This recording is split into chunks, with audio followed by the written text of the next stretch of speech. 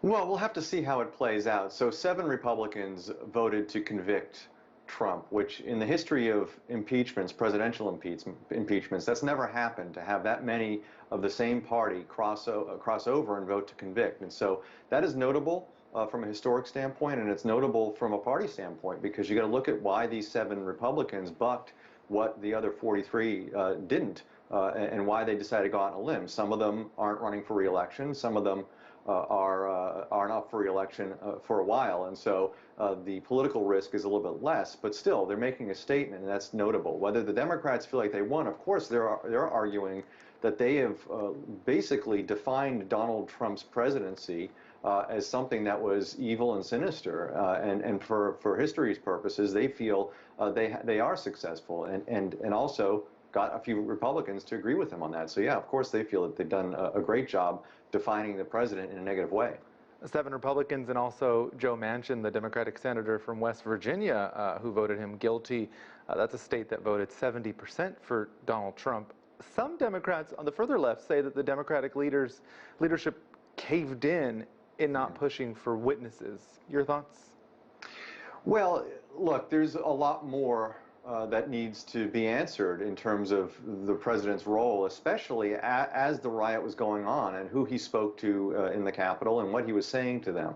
But at the end of the day, both parties, the Democrats and the Republicans here, did not want this trial to drag out. I mean, the Democrats have work to do. Joe Biden wants the Senate to be focused on its business, not focused on a trial. And if you start calling witnesses, that process doesn't take a day or two. It takes weeks and weeks. And so Joe Biden's cabinet and other senior administration officials that need to be confirmed by the Senate, that would be on hold. The COVID relief plan that Biden is trying to get through Congress, that would be on hold if the trial went on. And so Democrats made a calculation that, while it would have been valuable to have witnesses, one, they wouldn't have probably gotten any more Republicans to vote to convict, and two, it just would have delayed Joe Biden's plans for legislation and his cabinet. So they just decided to move forward. And that was a point echoed by Congressman Jamie Raskin, the chief impeachment manager for the Democrats, saying they voted to acquit based on a technicality, a constitutional technicality. And we heard Mitch McConnell, the Senate Minority Leader there, sort of walking this tightrope, saying not guilty, and then sort of minutes later echoing the Democrats' prosecutorial message. Your thoughts on that tightrope, that about face?